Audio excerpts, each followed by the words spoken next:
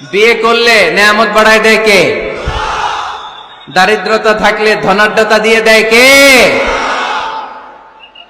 সবাই চাকরি করে বিয়ে করতে চায়, ব্যবসা ভালো হলে বিয়ে করতে চায়, কিন্তু জানেই না ব্যবসায় ভালো হওয়ার আর চাকরি পাওয়ার মাধ্যম হচ্ছে আগে বিয়ে করা। আগে কি করা? স্বাধীনতার স্থপতি বঙ্গবন্ধু শেখ মুজিবুর রহমান 18 বছর বয়সে বিয়ে করছে। কত বছর বয়সে? এক বর্ণনায় দেখলাম 14, আর এক বর্ণনায় দেখলাম 18। কাজী নজরুল ইসলাম অল্প বয়সে বিয়ে করছে। মহাত্মা গান্ধী অল্প বছর বয়সে বিয়ে করছে। শেক্সপিয়ার ছোট থাকতে বিয়ে করে ফেলছে। তো এরা এই যে আগে বিয়ে করছে, এদের সফল হইতে কোনো সমস্যা হয়েছে? কথা বলেন না কেন? বঙ্গবন্ধু শেখ মুজিবুর রহমান উনি কি সফল রাষ্ট্রনায়ক নন? কাজী নজরুল ইসলাম সফল কবি নন? তো এদের আগে বিয়ে করা তো এদের সফলতা ঠেকায় রাখতে পারে নাই। এরা আগে বিয়ে করে সফল হয়েছে, কিন্তু আমরা সফল হয়ে তারপরে বিয়ের পিড়িতে বসতে চাই, ঠিক কিনা? ঝামেলাটা এইখানে। এজন্য ছেলের বাবা, মেয়ের বাবা, নীলফামারীতে যারা আছেন সবাইকে বলি, ছেলে মেয়ে প্রাপ্ত বয়স্ক যদি হয়, ছেলের জন্য উপযুক্ত মেয়ে পাওয়া গেলে, ভালো মেয়ে পাওয়া গেলে দিনদার, আর মেয়ের জন্য ভালো পাত্র পাওয়া গেলে বিয়ে দিয়ে দিবেন। আর নিকাহ মিন সুন্নতি ফামান রাগিবা আন সুন্নতি ফালাইসা মিননি। বিশ্বনবী বলেন, বিয়ে এটা আমার সুন্নাত, আর যে আমার সুন্নাতকে পছন্দ করে না সে আমার উম্মত দাবি করতে পারবে। আরবাআন মিন সুনানিল মুরসালিন, 4টা কাজ দুনিয়ার সব নবীরা করেছেন, এর মধ্যে একটা হচ্ছে বিয়ে। সুবহানাল্লাহ পড়বেন না? এজন্য বিয়ে করবেন সম্মানিত ভাইরা, বিয়েতে বরকত। যারা বিয়ে করে নাই তাদের ইমানের অর্ধেক অপূর্ণাঙ্গ। বিয়ে করলে ইমানটাকে পরিপূর্ণ করে দেয় কে? তো যারা হাত তুলছে এদেরকে আল্লাহ রূপবতী, গুণবতী, নেককার, ভদ্র স্ত্রী দিয়ে আল্লাহ ধন্য করুক। আমরা পড়ি আমিন। দেখছেন এখন গলার আওয়াজ বড় হয়ে গেছে, এখন মহা খুশি, বিয়ের কথা শুনলেই খুশি। তো আজকের আলোচনাটা যারা নিউ কাপল, নতুন বিয়ে করেছেন তাদের কাজে লাগবে, আর যারা তোমরা বিয়ে করনি তোমাদেরও কাজে লাগবে সামনে, আর মুরব্বী যারা এদেরও কাজে লাগবে। আপনারা আপনাদের অভিজ্ঞতার আলোকে এই আলোচনার কথাগুলো আপনাদের নাতি নাতকো এদেরকে শোনাবেন। তাহলে আজকের আলোচনার বিষয় হচ্ছে হ্যাপি কাপল, সুখী দম্পতি। সুখী দম্পতি, দম্পতি মানে হচ্ছে স্বামী আর স্ত্রী। স্বামী আর স্ত্রী বানায় যেজন মিস্ত্রি, সে বড় আজব কারিগর, ও মনরে সে বড় কঠিন কারিগর। স্বামী আর স্ত্রী এই সম্পর্কটা মিলিয়ে দিয়েছেন কে? কোথায় মিলিয়ে দিয়েছেন? জান্নাতে। আওয়াজ করে বলেন কোথায়? আমাদের আদি পিতা আদম আলাইহিস সালাম, আদিমাতা হাওয়া আলাইহিস সালাম, এরা হচ্ছেন পৃথিবীর প্রথম দম্পতি, the first couple in the world. পৃথিবীর সর্বপ্রথম দম্পতির নাম হচ্ছে আদম আর হাওয়া। জান্নাতে ওনাদের বিয়ে পড়াই দিয়েছিলেন কে? তার মানে বিয়ের সম্পর্কটা এটা জান্নাতি সম্পর্ক, এটা একটা চমৎকার সম্পর্ক। এজন্য এই দাম্পত্য জীবন, আমাদের এই সামাজিক জীবনের প্রভাব অনেক বেশি। অনেক দম্পতি আমাদের কাছে বলে, হুজুর সুখ নাই, শান্তি নাই। স্ত্রী এসে বলে, হুজুর আমার হাজবেন্ড আমাকে পছন্দ করে না, পরকিয়া করে। এই পরকিয়ার ভাইরাস বাংলাদেশে আছে না নাই? নীলফামারীতে বোধহয় নাই, আপনাদেরও আছে? আচ্ছা। আবার অনেক হাজবেন্ড এসে বলে, আমার স্ত্রীর এই সমস্যা। তো এগুলো সমাজের সবচেয়ে বড় সমস্যা, ঘাতক ব্যাধির চেয়েও বড় ব্যাধি। এগুলো নিয়ে কেউ মুখ খোলে না, কথা বলে না, ফলে দাম্পত্য জীবনের কলহ এটা দুর্বিষহ হয়ে ওঠে। আজকের আলোচনার মধ্য দিয়ে আমরা জানবো স্বামী স্ত্রী কেমন করে একটা সুখী, সমৃদ্ধ, আনন্দময় দাম্পত্য জীবন লিড করতে পারে। এ বিষয়ে আমাদের জানার দরকার আছে না নাই? আচ্ছা, আপনারা শুনতেছেন? আপনাদের সকলের মনোযোগ কি আমার দিকে, না ডানে বায়ে তাকাচ্ছেন? এই দিকে এখনো থামতে পারে নাই, আপনি করাই দেন পরে।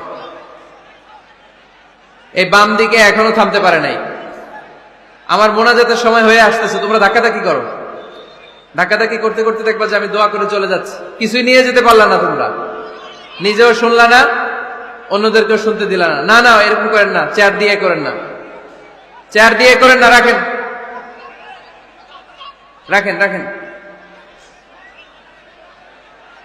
আমি তো তোমাদেরকে হাত নেড়ে শান্ত হতে বললাম, এরপরে কথা কিসের এখানে?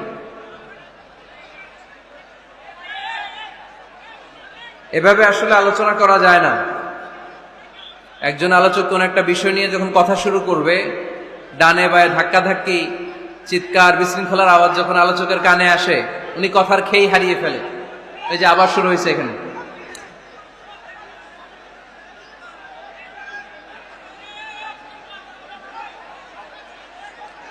এই যে এখানে 50 জন হবে, আমার দিকে তাকাও। কি এখানে কি তোমাদের সমস্যা? কি এখানে কি জায়গা নাই? তো গো ব্যাক, পেছনে যাও, পেছনে যাও। এই যে এলইডি আছে, ওখানে বসে দেখো। ওখানে তো আমার আরো বড় দেখা যায়, ওখানে যেয়ে দেখো। এইখানে কি? প্রতিটা মাহফিলে এই আমার ডান দিকে এ বাম দিকে কয়েকশো ছেলে পেলে ধাক্কা ধাক্কি করে শেষ পর্যন্ত বিশৃঙ্খলা। আল্লাহ হায়াতে বাঁচায় রাখলে মার্চের 15 তারিখ পর্যন্ত আমি আলোচনা করব দেশে। আজকের এই ক্যামেরাম্যানদের কথা এটা ছড়ায় যাবে। সব কমিটি এই দুই দিকে ফাঁকা রাখবেন, এইখানে আপনাদের নিরাপত্তা কর্মী রাখবেন, কেউ থাকতে পারবে না এদিকে। সামনে যত দূর বসবে সব সামনে, এই জায়গা আমি ফাঁকা দেখতে চাই। সামনে আমার প্রোগ্রাম যেখানে হবে মেহরবানি করে এটা আপনারা অ্যারেঞ্জ করবেন, কারণ এদের কারণে পুরো মাহফিলে বিশৃঙ্খলা। এই যে এখানে কয়েকশো লোক, এইদিকে কয়েকশো লোক, এরা কিন্তু শান্ত, এরা শান্ত। এই যে লক্ষ লক্ষ লোক জড়ো হয়েছে, এদের টাইমের দাম আছে। কি জবাব দিবা তোমরা আল্লাহর কাছে? কেন বিশৃঙ্খলা করো এখানে? একেবারে চুপ, একেবারে চুপ।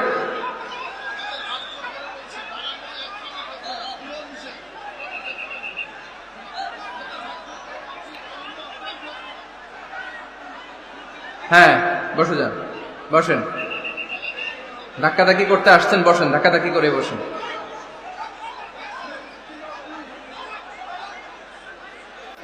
সম্মানিত ভাইয়েরা, আমরা দাম্পত্য জীবনে সুখী হতে চাই কোরআন সুন্নাহর আলোকে।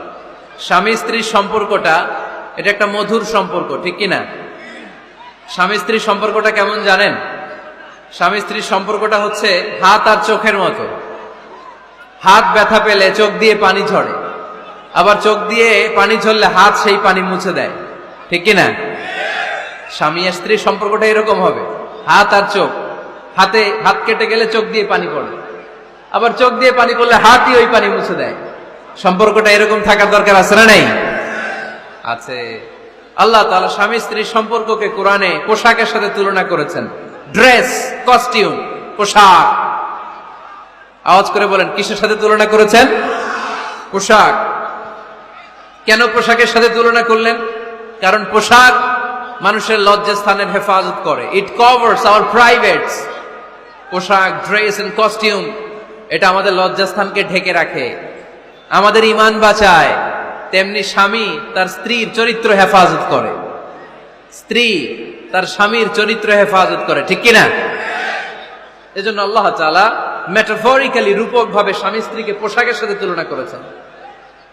আবার পোশাক পরলে খুব সুন্দর লাগে, ডিজাইন করে, এমব্রয়ডারি করে, বিভিন্ন ডিজাইনের, বিভিন্ন স্টাইলের, বিভিন্ন ফ্যাশনের পোশাক মানুষ পরে।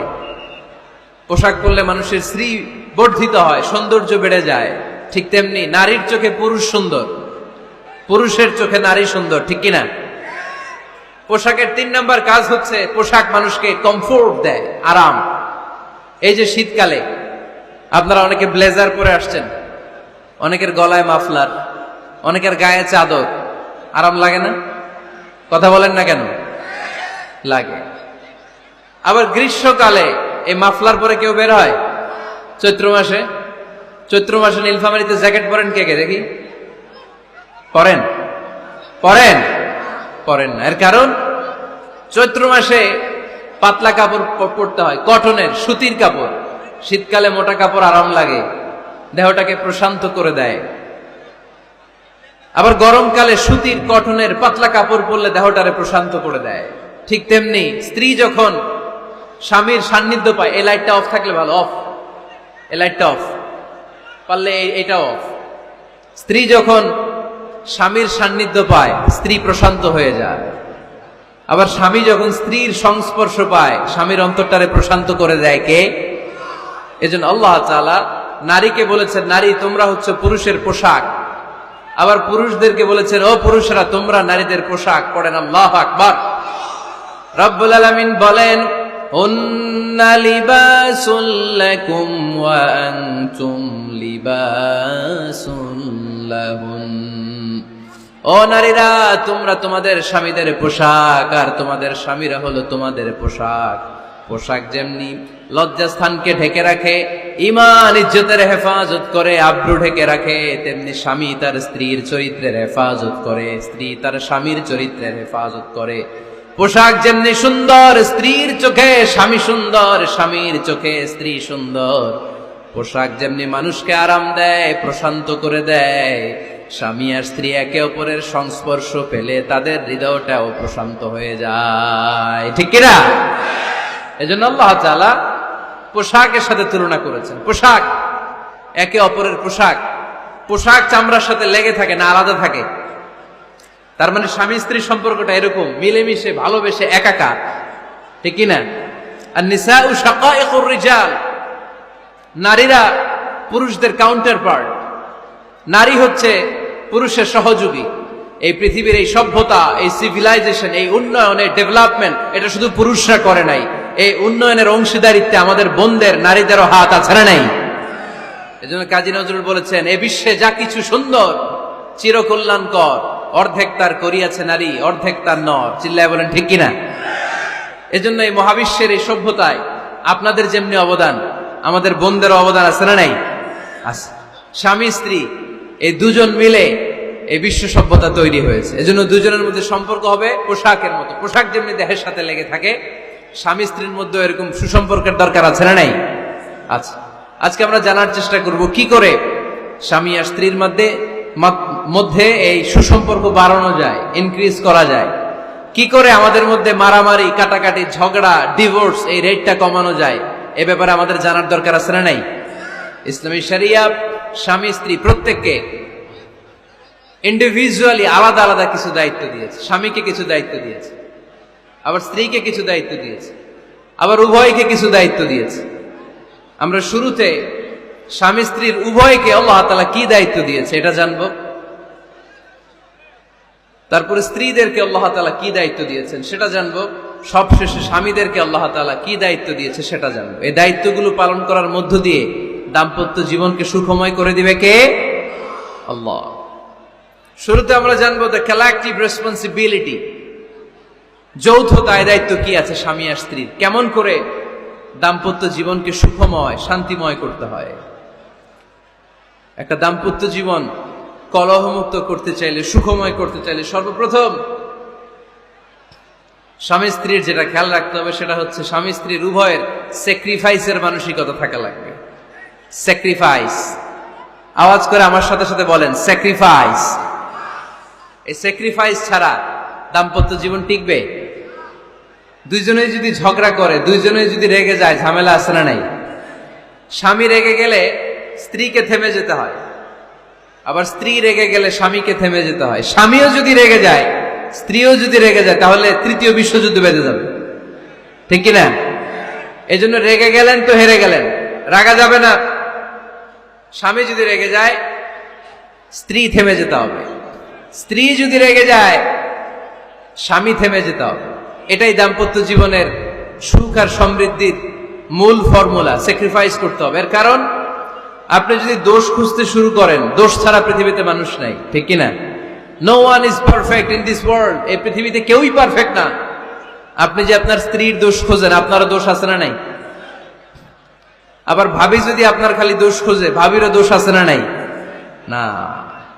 এজন্য দোষ খুঁজবেন না, স্যাক্রিফাইস করেন, একটু মানিয়ে নিন। দাম্পত্য জীবনটা এরকমই, একটু ছাড় দিতে হয়, একটু মানিয়ে নিতে হয়। দাম্পত্য জীবনে কখনো মন খারাপ, কখনো মন ভালো, কখনো রোদ, কখনো বৃষ্টি, এই নিয়েই দাম্পত্য জীবন, ঠিক কিনা? তাহলে দাম্পত্য জীবনে যদি আমরা সুখ পেতে চাই, সকল নবদম্পতিকে বলবো একটু ছাড় দেওয়ার মানসিকতা বিল্ড আপ করেন, একটু মানিয়ে নেন, একটু মানিয়ে নেন, একটু ছাড় দেন, একটু মিলেমিশে চলেন। এক স্যাক্রিফাইস আমাদের জীবনটারে, আমাদের দাম্পত্য জীবনটাকে একটা জান্নাতি দাম্পত্য জীবন বানায় দিবে, ঠিক কিনা? দাম্পত্য জীবনকে সুখী করার 2 নাম্বার ফর্মুলা হচ্ছে ঝগড়া করা যাবে না।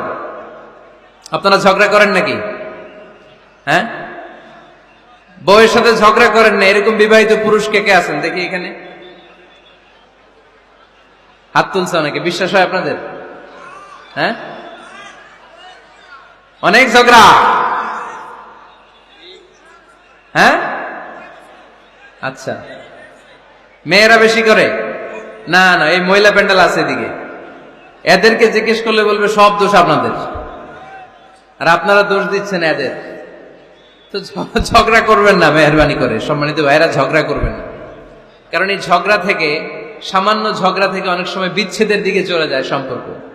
ছোট্ট ঝগড়া থেকে যেতে যেতে ঝগড়া বাড়তে বাড়তে ডিভোর্সের দিকে গড়া, এরকম আছে না? নাই না। সামান্য ঝগড়া যদি বেঁধে যায়, শয়তান এটার মধ্যে বাতাস দেয়, এটারে বাড়াতে বাড়াতে শয়তান অনেক বড় করে। ইমানদারদের পরিবার ভেঙে গেলে শয়তান খুশি, আর ইমানদারদের পরিবার টিকে থাকলে আমার আল্লাহ খুশি। আমরা কার খুশি চাই? জোরে বলতে হবে, খুশি চাই কার? শয়তান সব সময় চায় ইমানদারদের ফ্যামিলি ভেঙে দিতে। Always he tries his level best to break down the relationship of a mu'min family. একজন ইমানদারের ফ্যামিলি কি করে ব্রেক ডাউন করে দেয়া যায়? যেন ঝগড়াই করবো না আমরা। আপনি ঝগড়া করলে ভাবি যেন ঠান্ডা থাকে, ভাবি ঝগড়া শুরু করলে আপনি ঠান্ডা থাকবেন। ঝগড়া করা যাবে না, কিন্তু ঝগড়া হয়ে যায় ফ্যামিলিতে, এটাকে চেক দিতে হবে। ঝগড়া নিয়ে অনেক মজার মজার গল্প আছে। একটা গল্প দিয়ে আজকে শুরু করি। এক লোক মাহফিল শেষ করে 11টার দিকে বাসায় ফিরেছে। তো বাসায় ঢুকার আগে তার ওয়াইফকে ফোন দিয়েছে। ফোন দিয়ে বলতেছে, এই মাহফিল শেষ, আমি কিন্তু বাসায় চলে আসতেছি, শুরু করার আগে তাড়াতাড়ি দরজাটা খুলো। তো স্ত্রী আবার রাতের খাবার স্বামীকে ছাড়া খায় না। তো স্ত্রী দরজা খুলে দাঁড়ায় আছে, স্বামী বেচারা আসছে। আসার পরে স্ত্রীকে বলতেছে, এই শুরু করার আগে রাতের খাবার দিয়ে দাও, খেয়ে নেই। তো স্বামী ওয়াশরুম থেকে ফ্রেশ ট্রেশ হয়ে আসছে, স্ত্রী বেচারিও ডাইনিং টেবিলে খাবার দিয়েছে। এবার স্বামীও খেতে বসেছে, স্ত্রীও খেতে বসেছে। স্বামী আবার বলতে আরম্ভ করছে, শুরু করার আগে ফ্যানটা ছাড়া, খুব গরম লাগতেছে। এবার তো স্ত্রী রেগে মেগে আগুন, কি আসার পর থেকে শুরু করার আগে, শুরু করার আগে, শুরু করার আগে, কি শুরু করার আগে? স্বামী বলতেছে, এই তো শুরু হয়ে গেল, এই শুরু হয়ে গেল। মানে কি? ঝগড়া। নীলফামারীর ভাইয়েরা, এটা শুরু করা যাবে না। শুরু করবেন আপনারা? ঝগড়া করবেন? আমাদের ফ্যামিলিগুলো থেকে ঝগড়াকে আজকে থেকে আমরা নো বলে দিলাম। মানে না, ঝগড়াকে কি বললাম? সবাই বলতে পারেন না, আওয়াজ করে বলেন, ঝগড়াকে আমরা কি বলবো? নো। ঝগড়া করা যাবে না। শয়তান ঝগড়া বাঁধাতে খুব উস্তাদ। সহিহ মুসলিমের হাদিস, ইন্না ইবলিসা ইয়াদাউ আরশাহু আলাল মা সুম্মা ইয়াবআসু সারায়াহু। ইবলিস তার সিংহাসন গেড়েছে সাগরের উপরে। ইবলিসের সিংহাসন কিসের উপরে? বিশাল বড় সাগর আর মহাসাগরের উপরে ইবলিস শয়তান তার সিংহাসন নিয়ে বসা। প্রতিদিন সকালবেলায় শয়তানগুলোরে মানব রাজ্যে পাঠিয়ে দেয়, যা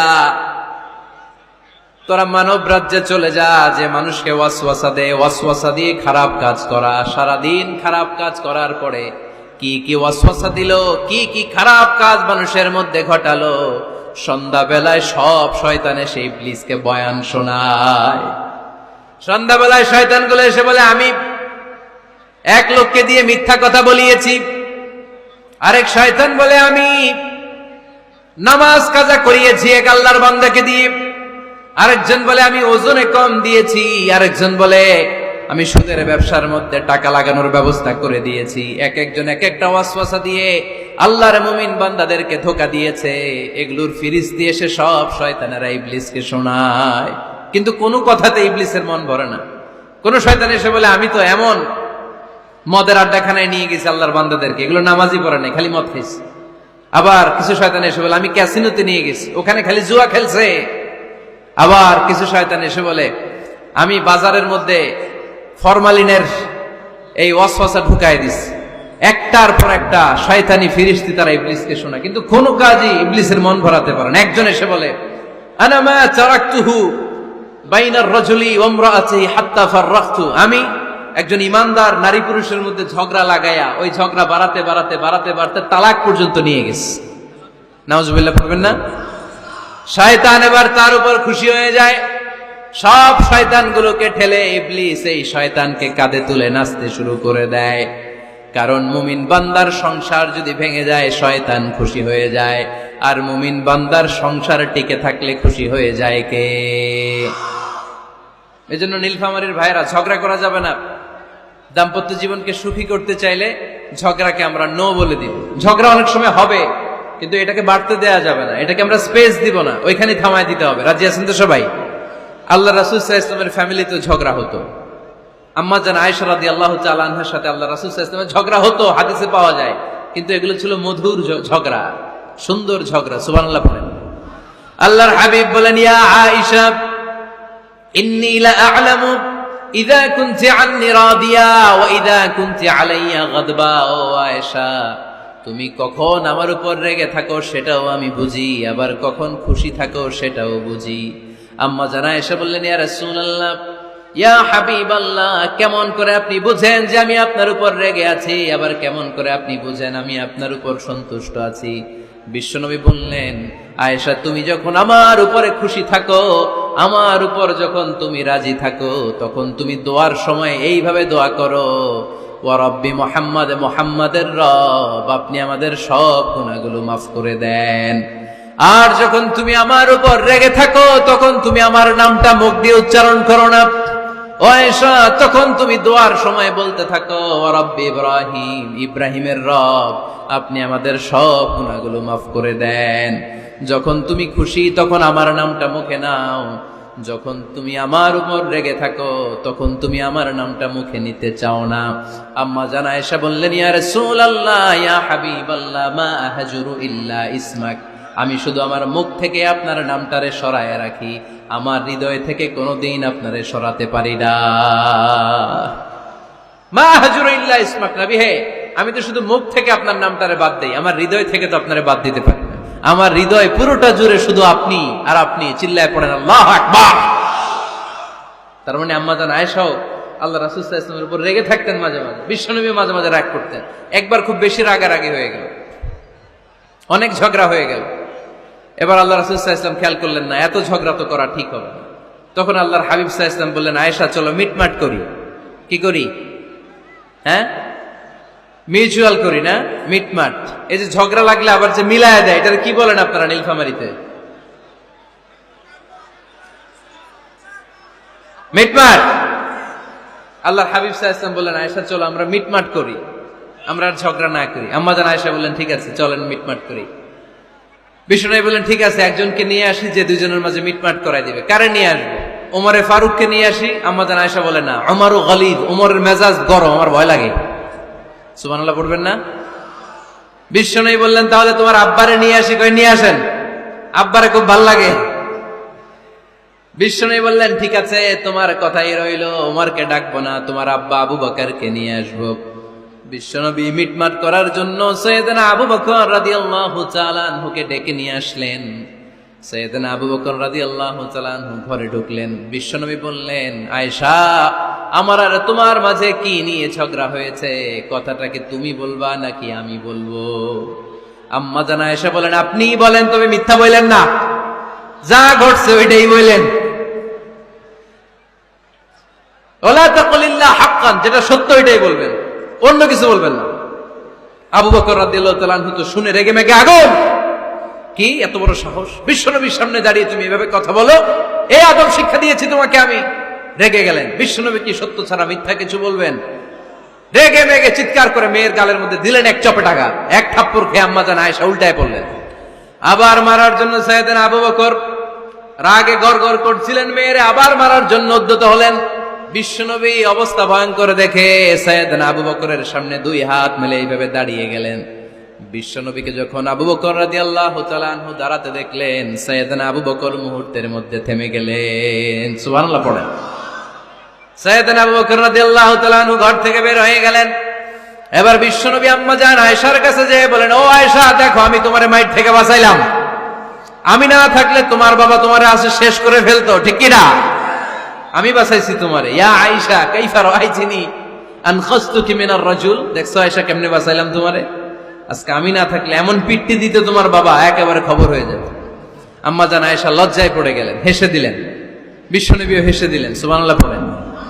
দুইজনের এই হাসির আওয়াজ ঘরের বাইরে থেকে সাইয়েদনা আবু বকর শুনতে পেলেন। উনি শুনে তো অবাক, কিরে এতক্ষণ তৃতীয় বিশ্বযুদ্ধ, এখন আবার হাসে। ঘরে ঢুকলেন, ঘরে ঢুকার পরে আবু বকর রাদিয়াল্লাহু তাআলা আনহু বিশ্বনবীরে বলেন, ইয়া রাসূলুল্লাহ আশরিকানি ফি সিলমিকুমা কামা আশরাকতুমানি ফি হারবিকুমা। হে আল্লাহর রাসূল, আপনারা ঝগড়া লাগলে, আপনারা দুইজন ঝগড়া লাগলে মিটমাট করার জন্য আমারে যেমনি ডাকেন, আপনারা যখন সুখ আনন্দ আর হাসাহাসিতে ব্যস্ত থাকেন ওই হাসির সময়গুলোতে শেয়ার করার জন্য তখনও আমার একটু ডাইকেন। পড়েন সুবহানাল্লাহ। ও নবী, শুধু ঝগড়ার সময় ডাইকেন না, শুধু মিলায় দেওয়ার জন্য ডাকবেন না। আপনাদের মধ্যে যখন সুখকর আনন্দময় হাসাহাসির মুহূর্তগুলো কাটে ওই মুহূর্তগুলোতেও আমাকে এনে আপনারা শেয়ার করে দিয়েন। পড়েন সুবহানাল্লাহ। মুসনাদে আহমদ ইবনে হাম্বলের হাদিস। এই হাদিস প্রমাণ করে আল্লাহ রাসূল সাল্লাল্লাহু আলাইহি ওয়াসাল্লামের ঘরেও ঝগড়া হতো স্ত্রীদের সাথে, তবে মধুর ঝগড়া, শিক্ষণীয় ঝগড়া। আওয়াজ করে বলতে হবে ঠিক কি না? এজন্য ঝগড়া হবে, কিন্তু ঝগড়াকে বাড়তে দেয়া যাবে। তাহলে দাম্পত্য জীবন সুখময় করতে চাইলে 1 নম্বরে স্যাক্রিফাইস, 2 নম্বরে ঝগড়াকে আমরা কি বলে দিছি আজকে? বলে গেছি ঝগড়াকে কি বলবো? নো। তাসলিমা নামে একটি মেয়ে হারিয়ে গেছে। ওসি সাহেব বলেছেন পিছনে পুলিশের কাছে যদি পাঠিয়ে দিতে পারেন ভালো হয়। ছোট্ট মেয়ে দেখলে জিজ্ঞেস করবেন তোমার নাম কি, যদি বলে তাসলিমা, 6 বছর বয়স, ওকে পাঠিয়ে দিবেন। 3 নাম্বার, দাম্পত্য জীবন সুখময় করতে চাইলে দাম্পত্য জীবনের কোনো গোপন কথা কারোর সাথে শেয়ার করা যাবে না। এটা কবিরা গুনাহ, এটাকে হারাম বলে ঘোষণা দিয়েছে কে?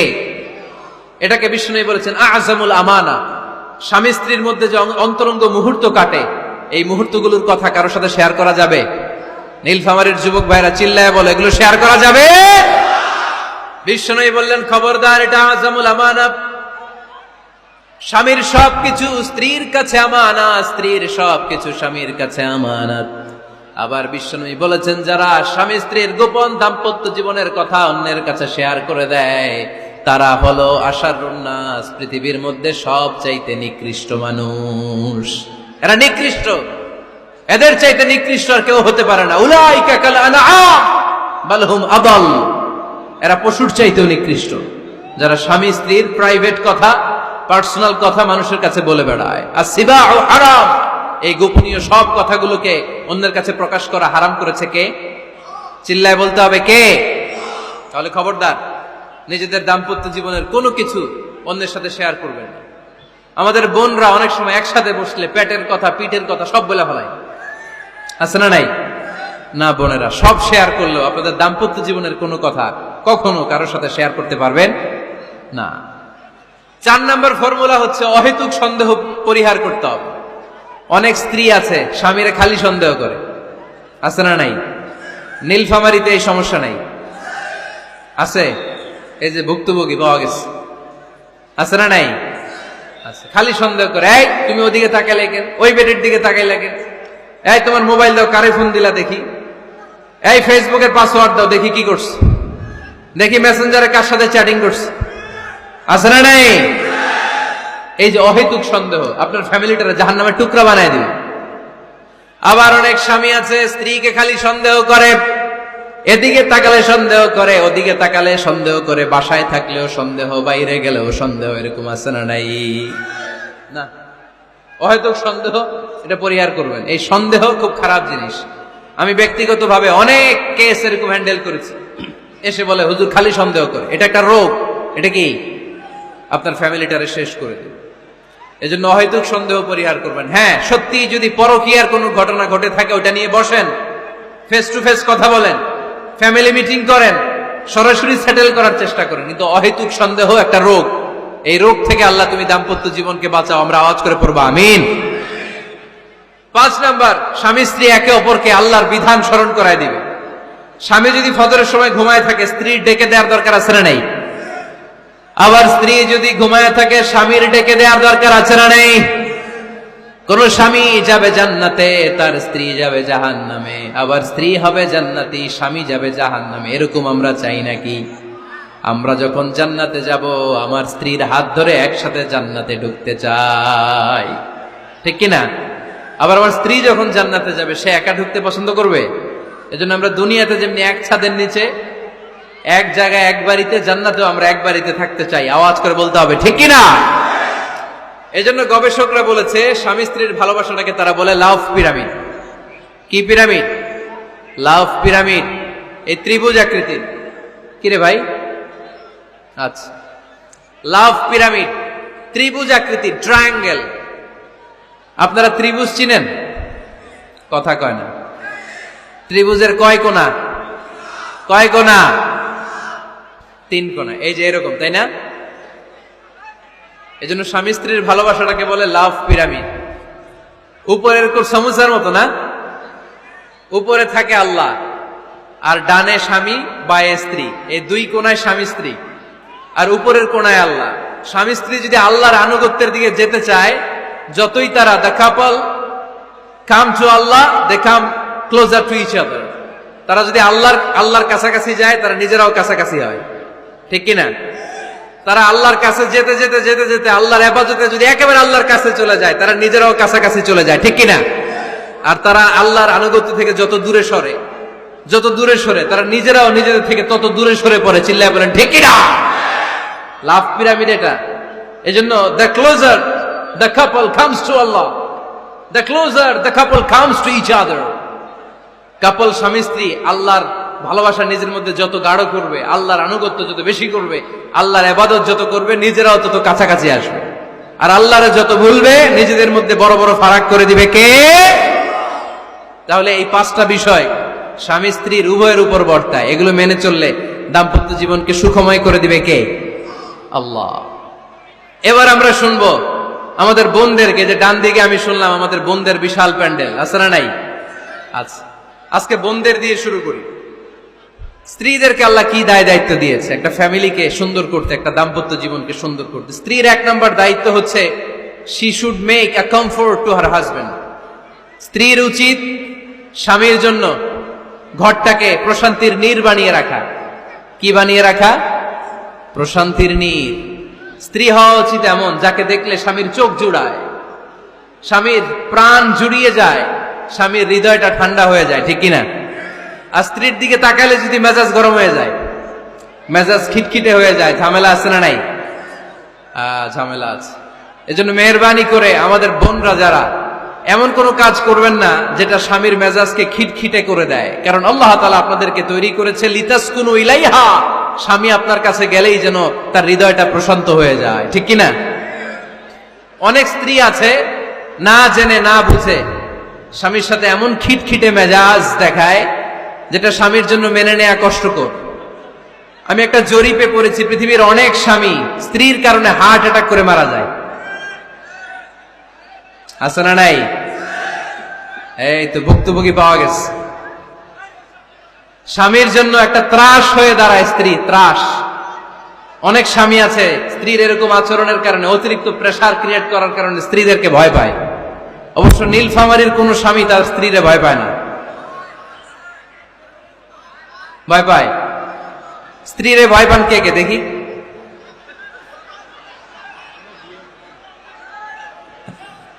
ভয় পান? আপনারা ভয় পান? হ্যাঁ? এক অফিসের বড় সাহেব তার স্ত্রীরে খুব ভয় পায়, প্রচন্ড ভয় পায়।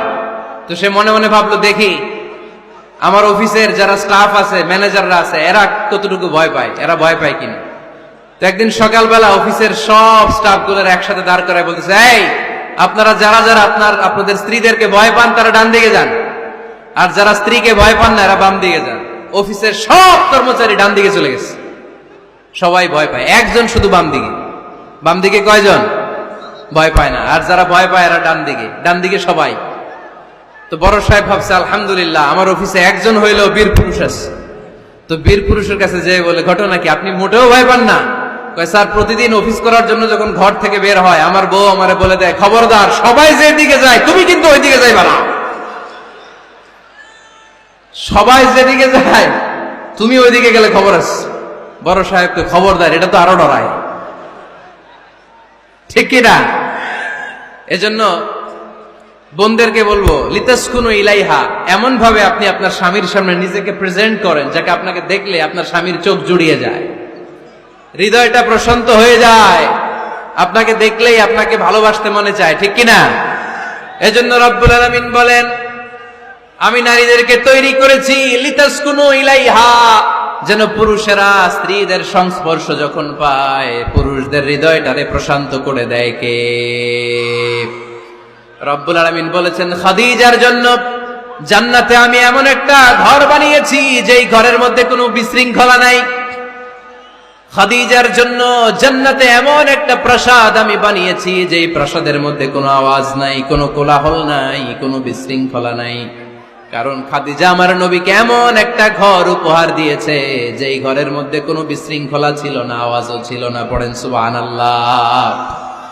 আল্লাহ রাসূল যখন সারাদিন কাফেরদের মাঝে কোরআনের দাওয়াত দিতেন, কোলাহল মারামারি জীবনের ঝুঁকি নিয়ে মক্কার কুরাইশদের মাঝে যখন দাওয়াত দিতেন, সব বিশৃঙ্খলা ঝামেলা গোলমাল শেষ করে রাতের বেলায় যখন খাদিজার ঘরে বিশ্বনবী ঢুকতেন, বিশ্বনবীর হৃদয়টারে প্রশান্ত করে দিত কে? আম্মাজান খাদিজা বিশ্বনবী সাল্লাল্লাহু আলাইহি ওয়াসাল্লামের জন্য এমন ঘর উপহার দিয়েছেন যেই ঘরে বিশ্বনবী আসলে বিশ্বনবীর হৃদয়টা ঠান্ডা হয়ে যেত। সুবহানাল্লাহ পড়েন। অনেক স্ত্রী আছে স্বামী ঘরে ঢুকলেই ঘরে আটা নাই, রুটি নাই, চাল নাই, ডাল নাই, এটা লাগবে ওইটা লাগবে, ওখানে যেতে হবে, একটার পর একটা ফিরিস্তি বলে বেড়ায়, আছে না নাই? না, এটা করবেন না। আপনার কি লাগবে এই সব দায় দায়িত্ব আল্লাহ তাআলা স্বামীকে দিয়েছে, স্বামীকে জানাবেন। তবে ধীরে সুস্থে ধীরে সুস্থে স্বামীর জন্য ঘরটাকে এমন করে রাখতে হবে যেন ঘরে ঢুকলেই স্বামীর হৃদয়টারে প্রশান্ত করে দেয় কে? এজন্য স্ত্রীর প্রথম দায়িত্ব ঘরটারে প্রশান্তির নীড় বানানো। এখানে কি আবার কি এখানে মারামারি? দুই দল নাকি?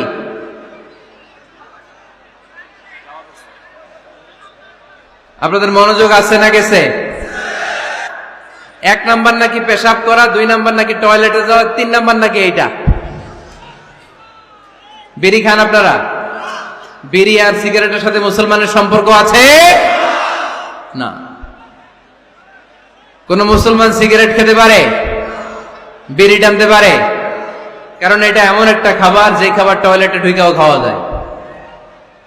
সিগারেট ছাড়া কোনো খাবার টয়লেটের ভেতরে খাওয়া যায়? কথা বলেন, খাওয়া যায়? এবং সিগারেট পৃথিবীর এমন খাবার যে খাবারের গায়ে এই খাবারের বদনাম লেখা থাকে, ঠিক কিনা? সিগারেট ছাড়া পৃথিবীর কোন খাবারে ওই খাবারের বদনাম আছে? কথা বলেন। ধরেন আপনাদের নীলফামারীতে নতুন এক প্যাকেট বিস্কিট বেরিয়েছে, যে বিস্কিটের গায়ে লেখা এই বিস্কিট খাওয়ার 1 ঘন্টার মধ্যে ডায়রিয়া শুরু হবে। ওটা খাইবেন কে কে? খাবেন আপনারা? কি বলবেন দোকানদারে, তোর বিস্কিট তুই খা, তোর ডায়রিয়া হোক, ঠিক কিনা? কিন্তু সিগারেটের গায়ে কিন্তু লেখা থাকে স্মোকিং কজেস ক্যান্সার, ধূমপান স্বাস্থ্যের জন্য ক্ষতিকর, ধূমপান কর্কট রোগের কারণ, ধূমপান করলে এটা বিষপানের শামিল। এই সিগারেট এটা তৈরি হয় তামাক পাতা থেকে, টোবাকো প্ল্যান্টস। এই তামাক পাতা চাষ হয় নাকি নীলফামারীতে? হ্যাঁ, বাংলাদেশে সবচেয়ে বেশি নীলফামারীর কোন থানায়? সদরে, শহর অঞ্চলে।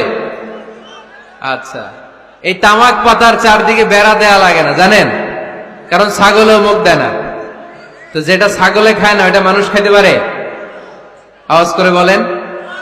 তাহলে ঝগড়ারে যেমনি আজকে আমরা নো বলে দিলাম, এই সিগারেট, এই মাদক, এগুলাকেও আজকের প্রোগ্রাম থেকে আমরা নো বলে দিব। পারা যাবে? মাদককে আমরা নো বলে দিলাম। আওয়াজ করে বলেন, মাদক আর সিগারেটকে কি বললাম? নো। আল্লাহ তুমি বোঝার তৌফিক দান করো, আমরা পড়ি আমিন।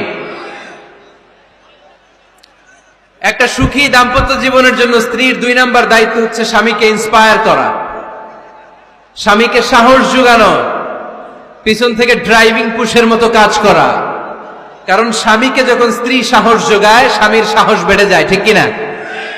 আল্লাহর হাবিব সাল্লাল্লাহু আলাইহি ওয়াসাল্লামের কাছে কোরআনের আয়াত নাযিল হলো, ইকরা বিসমি রাব্বিকাল্লাযী খালাক, খালাকাল ইনসানা মিন আলাক, ইকরা ওয়া রাব্বুকাল আকরাম الذي علم بالقلم علم الإنسان ما لم يعلم পড়েন আল্লাহু আকবার।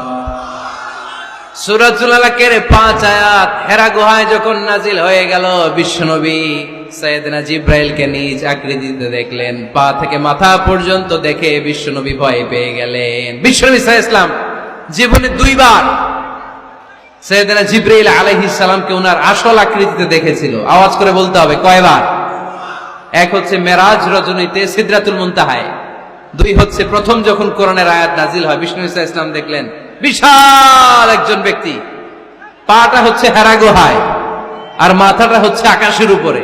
এই বিশাল একটা লোক সে কোরআনের 5 আয়াত নিয়ে এসেছে সূরাতুল আলাক, আর বলতে শুরু করেছে ইয়া মুহাম্মদ ইকরা, আপনি পড়ুন, আপনি পড়ুন, আপনি পড়ুন। 3 বার পড়ার আদেশ করার পরে বিষ্ণু ইসা ইসলাম পড়তে আরম্ভ করলেন ইকরা বিসমি রাব্বিকাল্লাযী খালাক খালাকাল ইনসানা মিন আলাক ইকরা ওয়া রাব্বুকাল আকরাম আল্লাযী আল্লামা বিল কলম আল্লামাল ইনসানা মা লাম ইয়ালাম। বিষ্ণু ইসা ইসলাম পড়তে আরম্ভ করলেন। প্রথম কোরআনের আয়াত যখন নাজিল হয়ে গেল বিষ্ণু ইসা ইসলাম ভয় পেয়ে গেলেন। হাত নাড়াচ্ছেন কেন আপনারা? হ্যাঁ, কি স্ক্রিনে দেখা যায়? আহারে কি আনন্দ আকাশে বাতাসে, সবাই খুশির ঠেলায়, খুশিতে আনন্দে ঠেলায় না? আল্লাহর হাবিব সাল্লাল্লাহু আলাইহি ওয়াসাল্লাম ভয় পেয়ে গেলেন।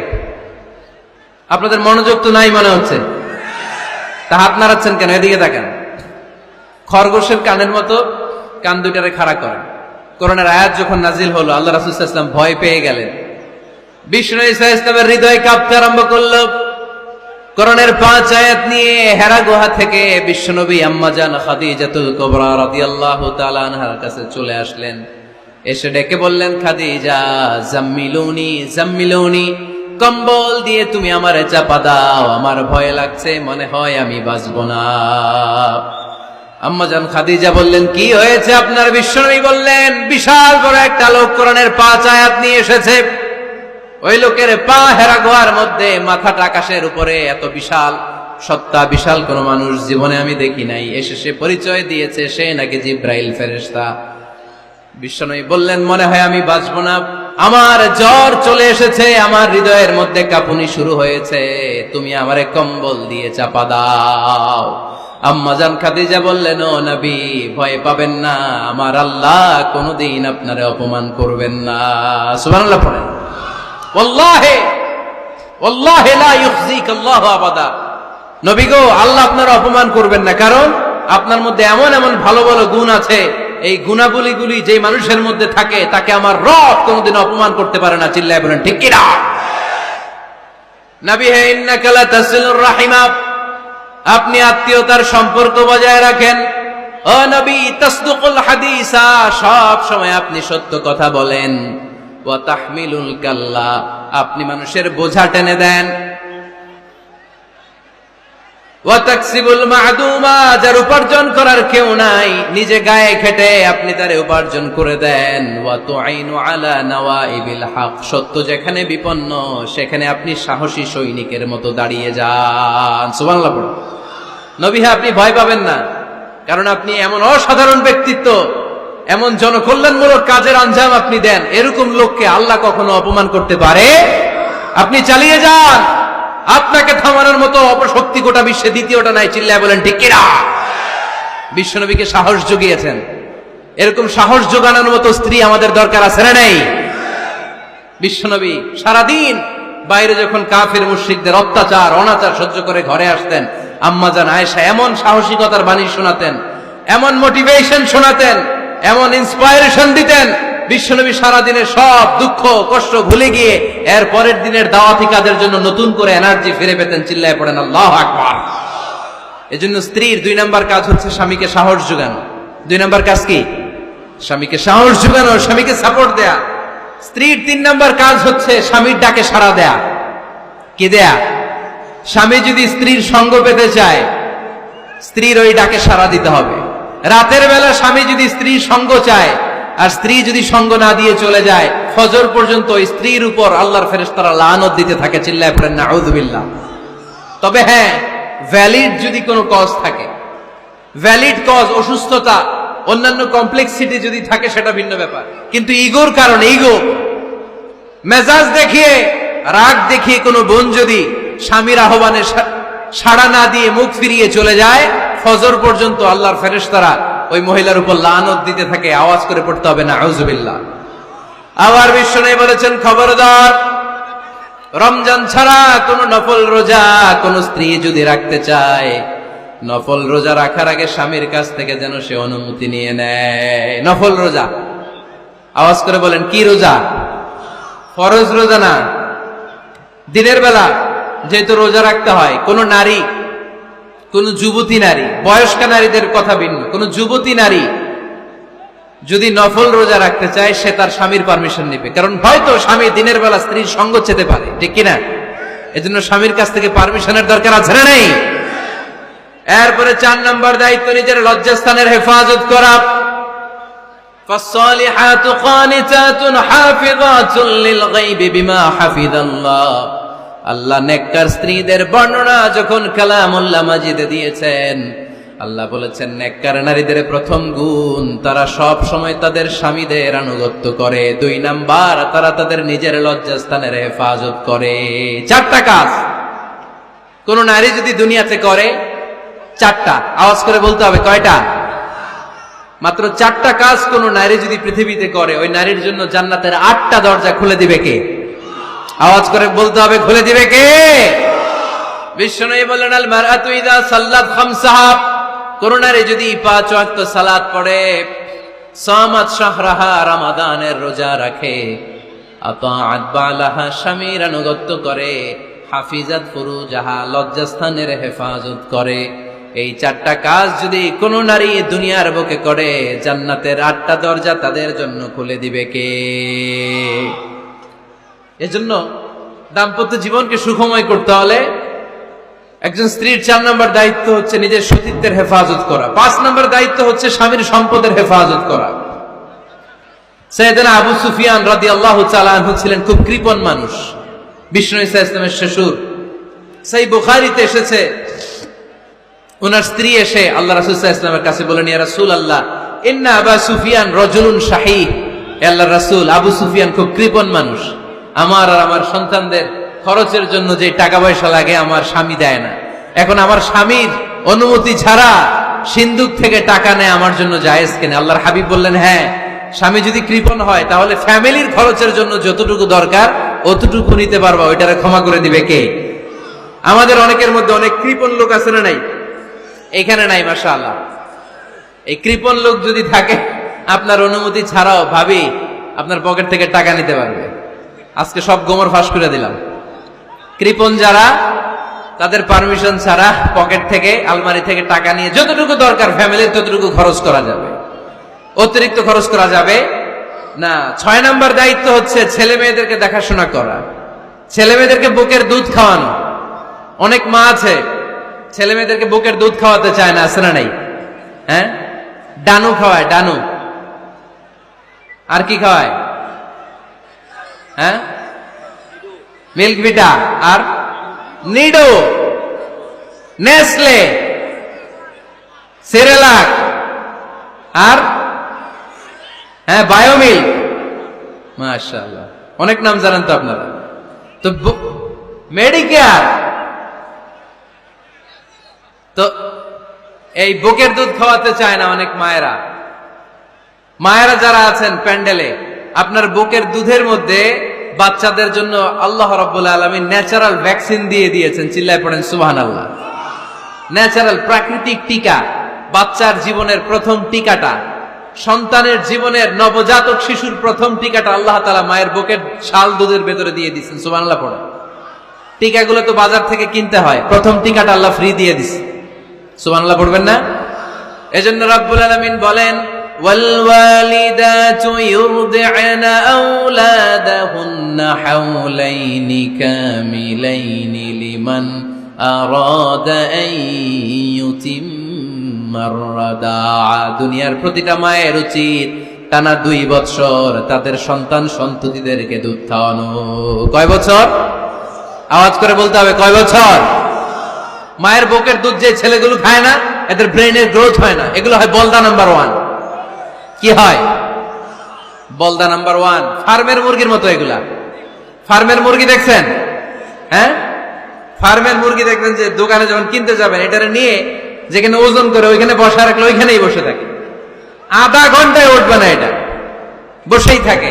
আর গ্রামের মুরগি দেখছেন, দেশি মুরগি, ধরতে পারবেন এটারে? খবর আছে, ঘাম ছুটায় ছাড়বে। তো মায়ের বুকের দুধ যেগুলা খায় এগুলো দেশি মুরগির মতো, আর এই নিডু খায় যেগুলো, এগুলো 1 নম্বর বলদা হয়, আর ফার্মের মুরগির মতো হয়। ঠিক কিনা? উদাহরণটা দিলাম এই জন্য, আপনার সন্তানের ভবিষ্যতের কথা বোঝানোর জন্য উদাহরণটা দিয়েছি।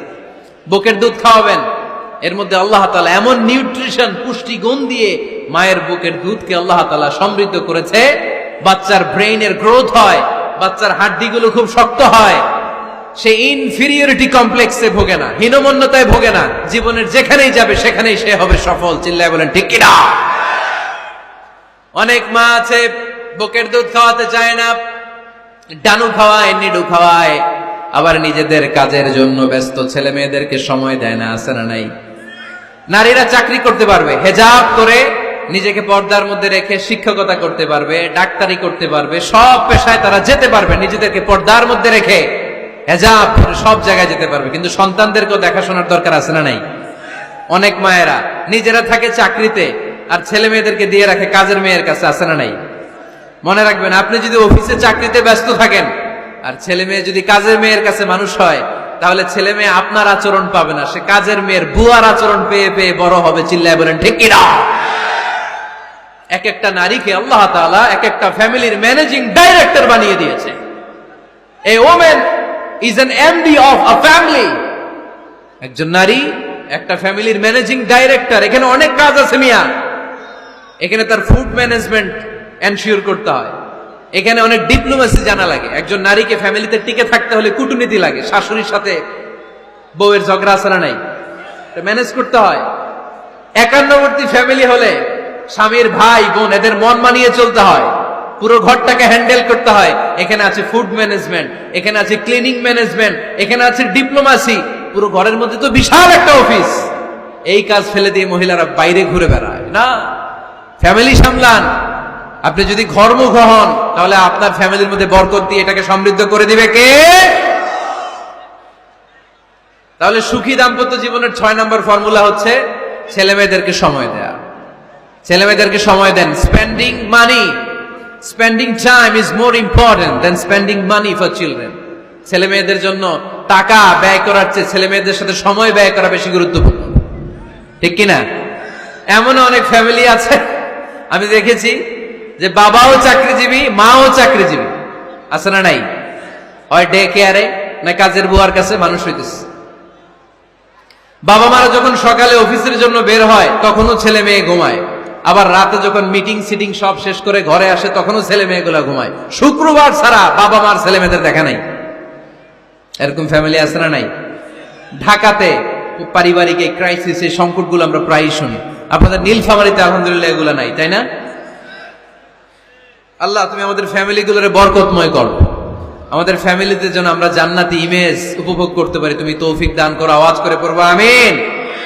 7 নম্বর দায়িত্ব, বিশ্বনবী বলেছেন খবরদার, স্বামী পছন্দ করে না এমন কোন লোককে স্ত্রী যেন ঘরে অ্যালাউ না করে।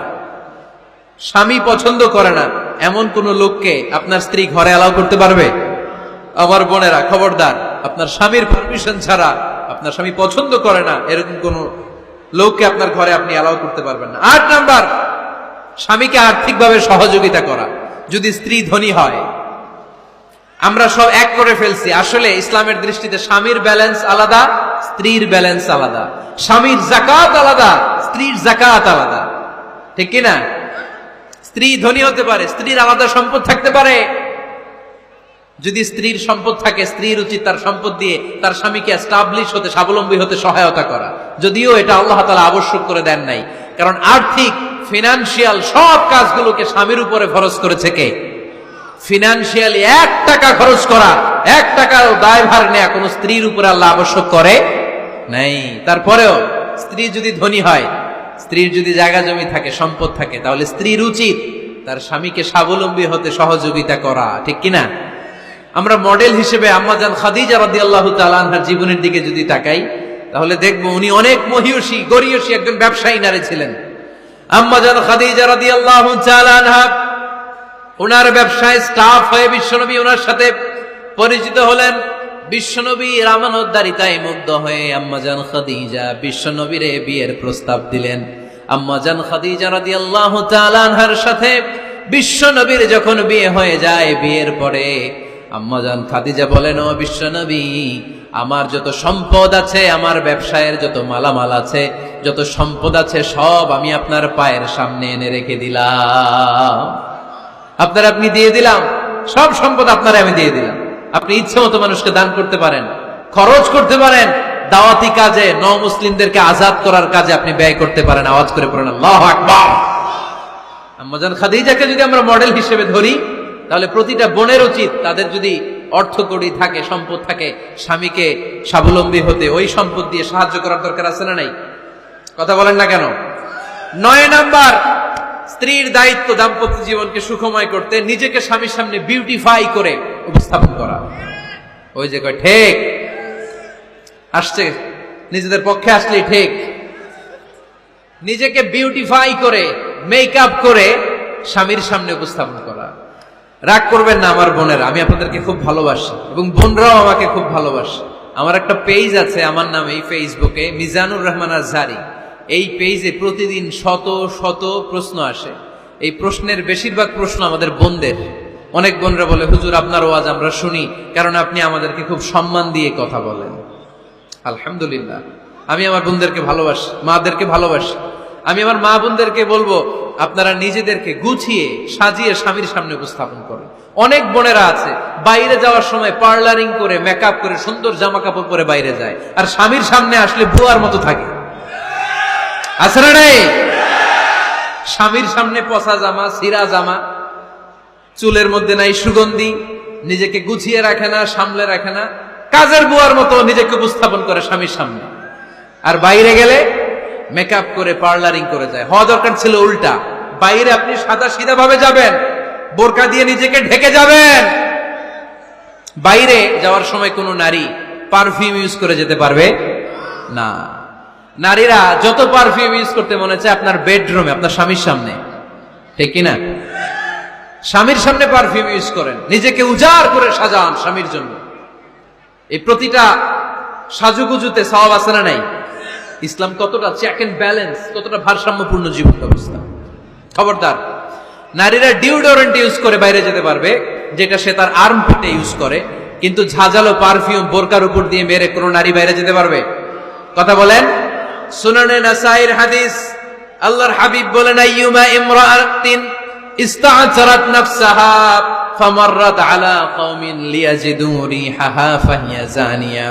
কোন নারী যদি তার জামার উপর দিয়ে পারফিউম মেখে পুরুষ লোকের দৃষ্টি আকর্ষণের জন্য ঘরের বাইরে বের হয়, যতটা পুরুষ তার চেহারার দিকে লোলুপ দৃষ্টি নিয়ে তাকাবে, ততটা পুরুষের সাথে জিনার গুনাহ মহিলার আমলনামায় তুলে দিবে কে? পারফিউম মেখে যদি কোনো নারী বের হয় এই উদ্দেশ্যে যে ছেলেরা আমাদের প্রতি আকৃষ্ট হবে, যতটা ছেলে তার দিকে তাকাবে, প্রত্যেকটা ছেলের সাথে জিনার গুনাহ আল্লাহ তাআলা এমনি তার আমলনামায় তুলে দিবে। নাউজুবিল্লাহ পড়েন। এজন্য খবরদার, নিজেকে সাজিয়ে গুজিয়ে স্বামীর সামনে উপস্থাপন করবে, সাজিয়ে গুজিয়ে। অনেক স্ত্রীরা আছে ড্রাইভারের সাথে কথা বলার সময় মিষ্টি হাসি দিয়ে কথা বলে। বাজারে শপিং করতে গেলে আসসালামু আলাইকুম ভাই, কেমন আছেন? কি সুন্দর আসসালামু আলাইকুম। তো স্বামীর সামনে আসলে আর এই মিষ্টি কথাটা নাই, আছে না নাই?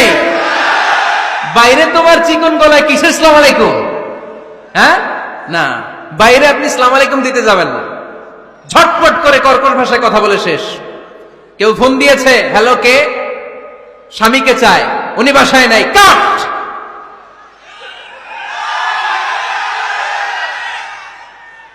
কারে চান? আপনার হাজবেন্ডের, নাই, কাট, শেষ করে দিবেন। মিষ্টি মিষ্টি আসসালামু আলাইকুম, আসসালামু আলাইকুম বলা যাবে নাকি? খবরদার, খবরদার। বাজার করতে গেলে কি মিষ্টি হাসি, দোকানে গেলে কি মিষ্টি আলাপ, ড্রাইভারের সাথে কি সুন্দর কথা, সিএনজি ওয়ালার সাথে কি সুন্দর আলাপ, আর ঘরে আসলেই চেহারাটা এরকম করে রাখে, আছে না নাই? ঘরে আসলেই স্বামীর সাথে খিটখিটে মেজাজ। না, উল্টো করে ফেলছেন আপনি। বরং স্বামী ছাড়া অন্যদের সাথে কথা শর্টকাটে সারবেন, যাতে কোনো ফিতনা চলে না আসে। চিল্লায় বলেন ঠিক কিনা? আর নিজেকে স্বামীর জন্য উজাড় করে সাজান, পার্লারিং করেন, বিউটিফিকেশন করেন, মেকআপ করেন, বেডরুমে পারফিউম মাখেন, নিজেকে উজাড় করে স্বামীর জন্য সাজান। সওয়াব দিয়ে আপনার আমলনামাটারে পূর্ণ করে দিবে কে? বিশ্বনবী যখন সফরে যেতেন, সফর থেকে ফিরে আসার সময় ডিরেক্টলি স্ত্রীর ঘরে যেতেন না। বিশ্বনবী একজনকে ঘরে পাঠিয়ে দিতেন, মদিনার উপকণ্ঠে কিছু সময় অপেক্ষা করতেন, আর বলতেন আজকে আমি আয়েশার ঘরে যাব। আয়েশারে যে বলো আমি এসেছি, কয়েক ঘন্টা পরে আয়েশার ঘরে আমি ঢুকবো। সুবহানাল্লাহ পড়েন। স্ত্রীকে সময় দিতেন, কারণ স্ত্রী হয়তো কাজ করে, ঘর গুছায়, ঘেমে থাকতে পারে, তাকে নিজেকে গুছানোর জন্য সময়ের দরকার আছে না নেই? লম্বা সফর শেষ করে, সেই বুখারীর হাদিস, বিশ্বনবী যখন সফর শেষ করে মদিনায় ফিরতেন, ডিরেক্টলি স্ত্রীর কাছে যেতেন না, মদিনার উপকণ্ঠে ওয়েট করতেন এবং বার্তাবাহককে পাঠাতেন, যে বলো যে আজকে আমি সফিয়ার ঘরে থাকবো। সফিয়াকে সময় দিতেন 2-1 ঘন্টা, যাতে নিজেকে সাজিয়ে নিতে পারে। সুবহানাল্লাহ পড়ো। এজন্য প্রতিটা স্ত্রীর উচিত, আমার মা বোনেরা যারা আপনার মহিলা প্যান্ডেল থেকে শুনছেন, নিজেকে উজাড় করে স্বামীর জন্য সাজান। আপনার সাজুগুজু বেগানা পুরুষদের জন্য নয়, যে পুরুষদের সাথে দেখা দেওয়া জায়েজ নাই তাদের জন্য নয়, রাস্তার পুরুষের জন্য নয়। আপনার সাজুগুজু, আপনার সৌন্দর্য, আপনার বিউটি সব আল্লাহ তাআলা আপনার স্বামীর জন্য করতে বলেছে। চিল্লায় বলেন ঠিক কিনা? 10 নাম্বার দায়িত্ব, স্বামীর ক্যাপাসিটির বাইরে না চাওয়া। আপনি জানেন স্বামীর বেতন হলো 20,000, আপনি এসে বলা শুরু করছেন, পাশের ঘরের ভাবিরে দেখলাম 25,000 টাকা দামের জামদানি শাড়ি কিনছে, আমারও একটা দিবা। আছে না নাই? আবদারটা হইল? আবদারটা হইছে? আপনি তো জানেন আপনার স্বামীর ক্যাপাসিটি কতটুকু। আমার বোনেরা, আমার মায়েরা, খবরদার, আপনার স্বামীর ভেতরে আপনার জান্নাত, আপনার স্বামীর ভেতরে আপনার জাহান্নাম। আপনার স্বামীর মনকে খুশি রাখতে পারলে জান্নাতের দরজাগুলো আপনার জন্য খুলে দিবে কে? ক্যাপাসিটির বাইরে কিছু চাবেন না। এই 10টা স্ত্রীদের দায়িত্ব। এই 10টা পয়েন্ট যদি কোনো স্ত্রী স্বামীর জন্য এইভাবে স্যাক্রিফাইস করে করে এইভাবে আঞ্জাম দিতে পারে, এই স্ত্রীদের জন্য জান্নাতের দরজাকে খোলা রেখেছে কে? আওয়াজ করে বলতে হবে, খোলা রেখে দিয়েছেন কে? এবার আসবো আপনাদেরকে ধরবো। এবার আপনাদেরকে নিয়ে আলোচনা। একটা সুখী দাম্পত্য জীবনের জন্য কি সব দায় দায়িত্ব আল্লাহ তাআলা স্ত্রীদেরকে দিয়েছে নাকি? কথা কয় না কেন?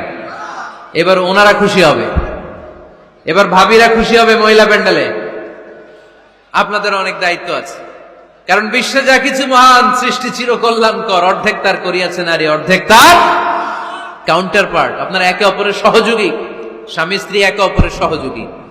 একটা সুখী দাম্পত্য জীবনের জন্য স্বামীর অনেক দায়িত্ব আছে। 1 নম্বর দায়িত্ব হচ্ছে, ফ্যামিলির যত ফিনান্সিয়াল দায় দায়িত্ব আছে সব স্বামীর কাঁধে বর্তায়, ঠিক কিনা? কারণ স্বামী হচ্ছে স্ত্রীর কেয়ারটেকার। আর রিজালু কাওয়ামুনা আলান নিসা, কাওয়াম শব্দটার এক বচন হচ্ছে কাওয়ামুন, আর বহু বচন হচ্ছে কাওয়ামুন, এক বচন হচ্ছে কাওয়াম। এর মানে হচ্ছে incharge. You are the incharge of your wife, you are the caretaker of your wife. আপনি আপনার স্ত্রীর দায়িত্বশীল, স্ত্রীকে রক্ষা করা আপনার দায়িত্ব। পুরুষকে আল্লাহ তাআলা নারী জাতিকে প্রোটেকশন দেওয়ার জন্য বানিয়েছে, ঠিক কিনা? নারীকে একেবারে ধর্ষণের জন্য পুরুষদেরকে বানানো নাই। চিল্লায় বলেন ঠিক কিনা? যারা নারীকে ধর্ষণ করে অন্যায় ভাবে, এগুলো পুরুষ না, এগুলো কাপুরুষ। এগুলো কি? আওয়াজ করে বলতে হবে, এগুলো কি? কারণ সুপুরুষ নারীকে প্রোটেকশন দেয়, সুপুরুষ নারীর ইনচার্জ, সুপুরুষ নারীর কেয়ারটেকার হয়ে সামনে দাঁড়াও, সুপুরুষ নারীর ইজ্জত নিয়ে চিনিমেনি খেলে না। চিল্লায় বলো ঠিক কিনা?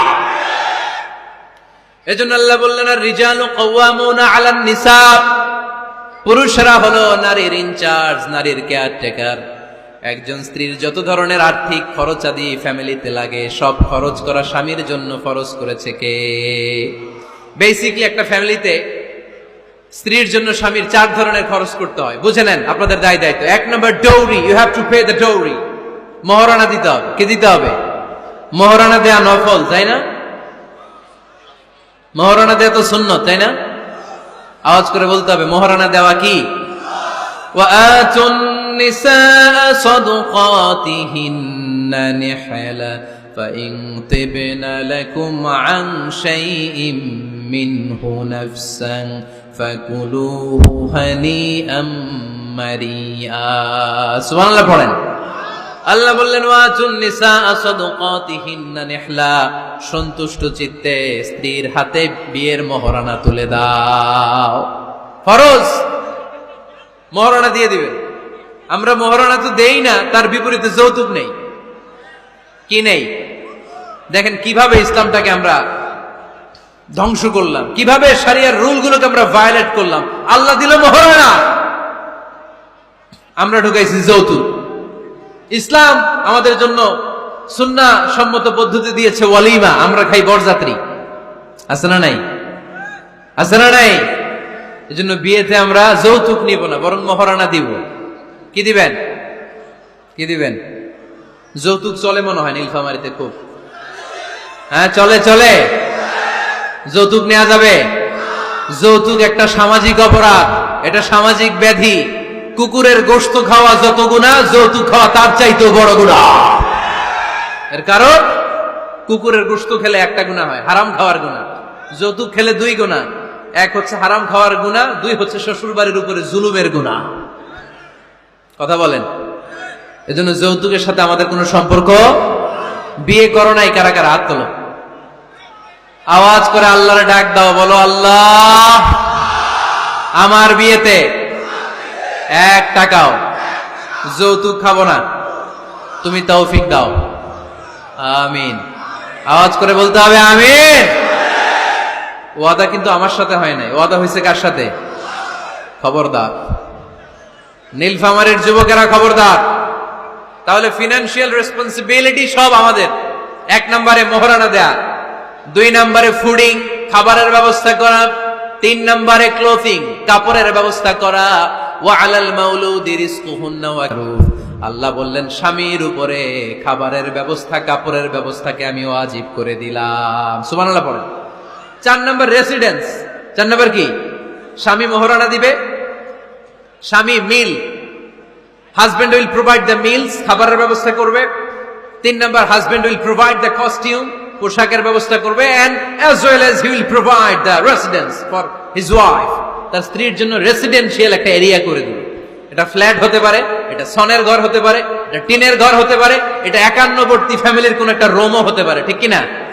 এজন্য আল্লাহ বললেন আসকিনুহুন্না মিন হাইসু সাকাতুম মিন ওয়াজিদিকুম, তোমরা তোমাদের সামর্থ্যের মধ্যে থেকে স্ত্রীর জন্য একটা আবাসিক ব্যবস্থার আয়োজন করে দাও। পড়েন সুবহানাল্লাহ। রেসিডেন্স, আবাসিক একটা ব্যবস্থা করে দিতে হবে। তাহলে এই 4টা ফিনান্সিয়াল দায়িত্ব আল্লাহ কি নারীকে দিয়েছে না পুরুষকে? আওয়াজ করে বলতে হবে নারীকে না পুরুষকে? এই আর্থিক সব দায় দায়িত্ব পুরুষের। আর্থিক দায় দায়িত্ব ছাড়াও পুরুষের উপর যে দায়িত্ব বর্তায় সেগুলো হচ্ছে নারীর সাথে ভালো আচরণ করা। কি আচরণ করা? আগে সালাম দেওয়া। কি দেওয়া?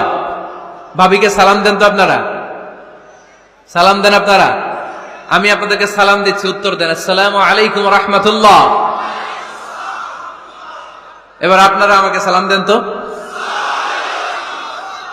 ওয়া আলাইকুম আসসালাম ওয়া রাহমাতুল্লাহ। এইভাবে সালামের প্র্যাকটিস করা যাবে?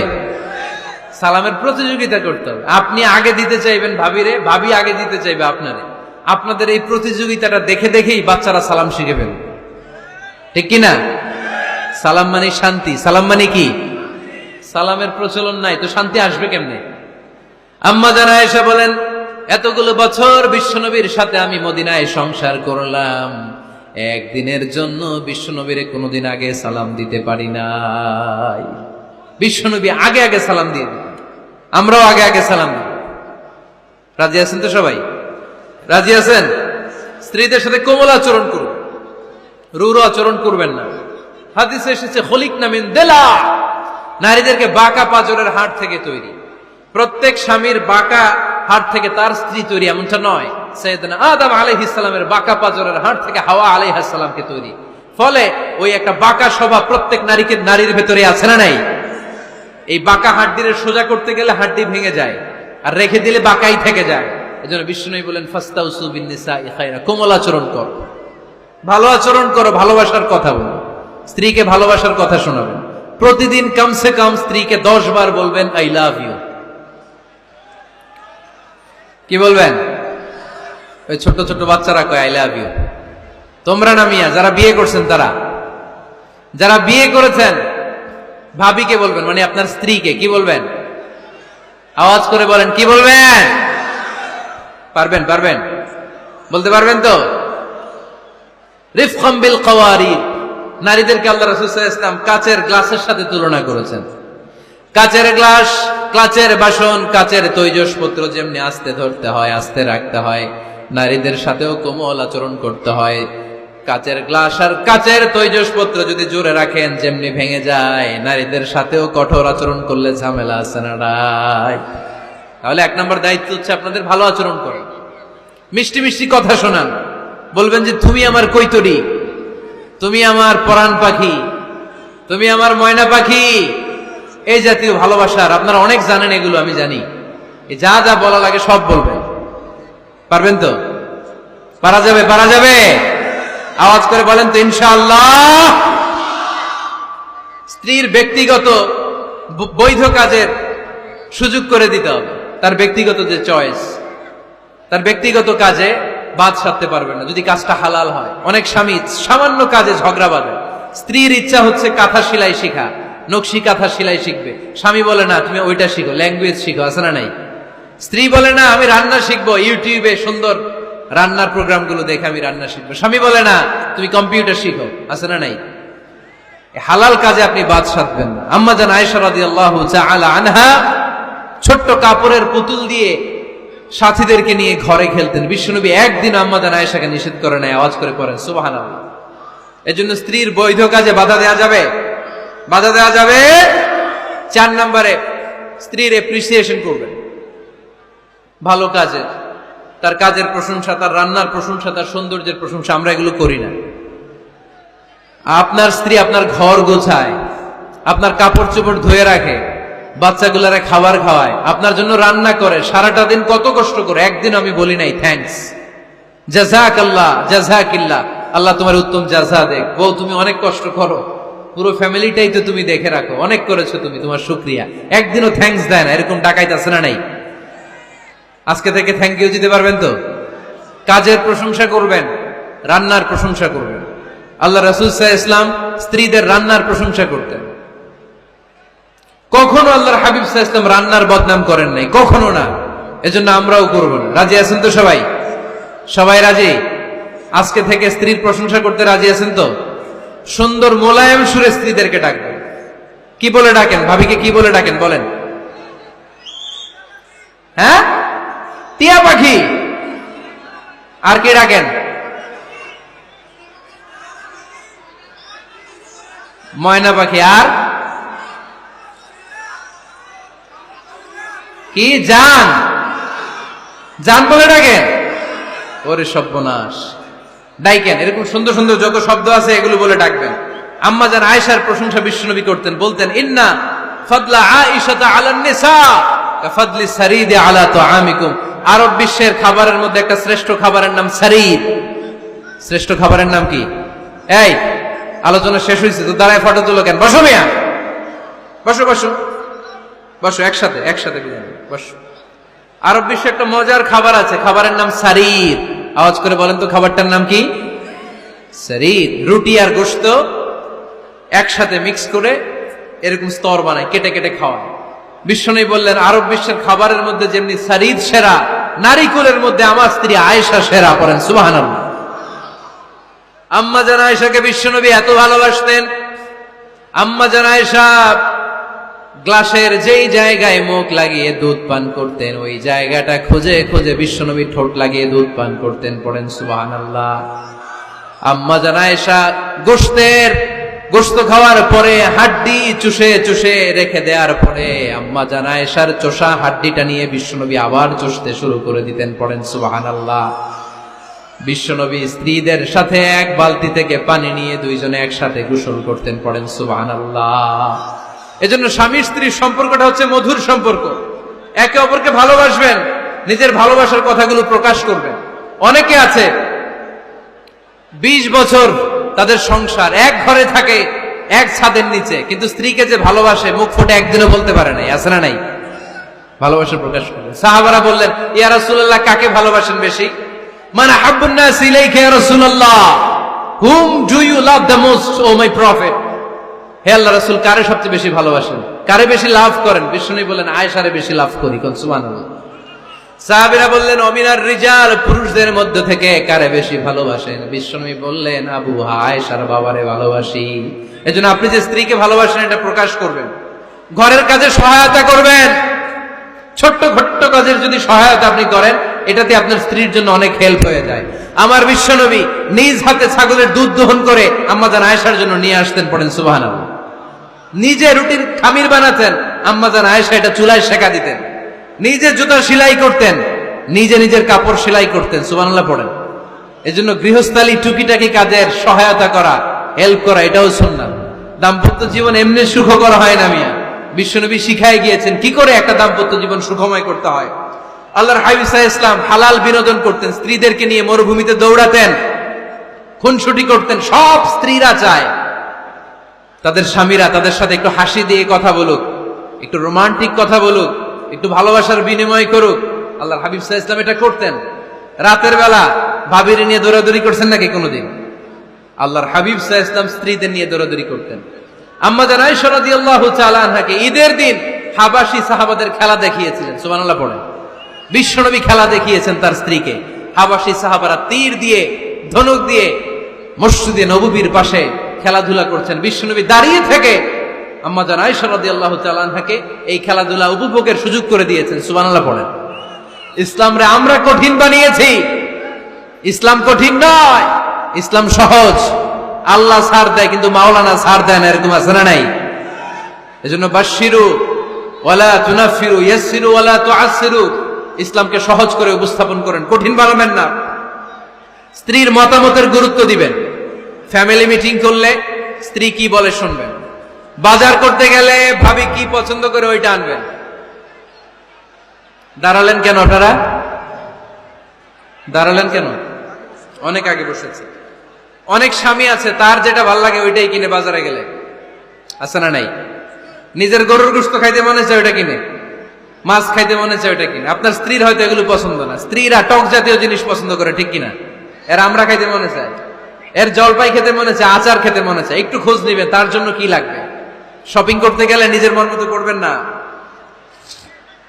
স্ত্রীকে দেশে রেখে প্রবাসে 6 মাসের বেশি সময় কাটাবেন না, ম্যাক্সিমাম 6 মান্থস। এগুলোর প্রত্যেকটার পেছনে লম্বা দলিল আছে, এত লম্বা কথা বলার সুযোগ নাই। 10 নাম্বার, স্ত্রীর জন্য দোয়া করা। কি করা? দোয়া করা। নেককার স্ত্রী যারা চান এখন থেকেই দোয়া করেন। আপনার দোয়া আরশের উপর থেকে শুনে কে? এজন্য মুমিন বান্দারা দোয়া করে আর বলে, রব্বানা হাব লানা মিন আজওয়াজিনা ওয়া যুররিয়াতিনা কুররাতা আ'য়ুন ওয়াজআলনা লিল মুত্তাকিনা ইমামা।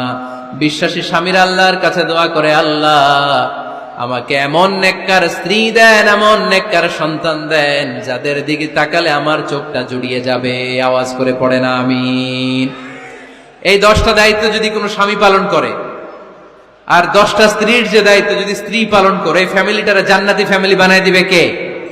আমাদের দাম্পত্য জীবন সুখী হোক, সমৃদ্ধ হোক, জান্নাতি আমেজে ভরপুর হোক। আমরা চাই কি চাই না? নীলফামারী সহ আল্লাহ গোটা বিশ্বের সব মুসলমানদের ফ্যামিলিগুলার তুমি জান্নাতি ফ্যামিলি বানাও। আমাদের দাম্পত্য জীবনটাকে তুমি সুখময়, সমৃদ্ধময় করো। আমরা সবাই পড়ি আমিন। আপনারা যারা দীর্ঘ সময় ধরে আজকের এই প্রোগ্রামে উপস্থিত থেকে প্রোগ্রামকে সার্থক করেছেন, আমি সবার শুকরিয়া জানাই। নীলফামারীতে আত্মহত্যার প্রবণতা বেশি, আত্মহত্যা মহাপাপ। মান কতালা নাফসাহু বিশাইইন উযযিবা বিহি ইয়াউমাল কিয়ামা। যে লোক যেই জিনিসের মাধ্যমে, যেই জিনিস দিয়ে নিজেকে হত্যা করবে, কিয়ামতের দিন তার বিচার হবে ওইটাই। বিষ খেয়ে যে মারা যাবে সে শুধু বিষ খাবে কিয়ামতের দিন। গলায় দড়ি দিয়ে যে মেয়ে আত্মহত্যা করবে সে শুধু গলায় ফাঁস দিবে। স্ট্যাবিং করে ছুরি মেরে যারা মারা যাবে তারা শুধু বিষাক্ত ছুরি ঢুকাবে। এটা মহাপাপ। জীবনটা অনেক কালারফুল, অনেক সুন্দর, অনেক রঙিন। জীবনটাকে উপভোগ করুন আল্লাহর রাস্তায়। এই জীবনটাকে শেষ করবেন না। আপনাদের এই নীলফামারী জেলার ডিসি সাহেব এবং এসপি সাহেব অনেক কষ্ট করেছেন, আমি অন্তরের অন্তঃস্থল থেকে ওনাদেরকে শুকরিয়া জানাই। বিশেষ করে আপনাদের অত্র এলাকার কৃতি সন্তান ডিআইজি আবুল কালাম সাহেব অক্লান্ত পরিশ্রমের মধ্য দিয়ে আজকের এই নীলফামারীর প্রোগ্রামকে সফল করেছে। আমরা আবুল কালাম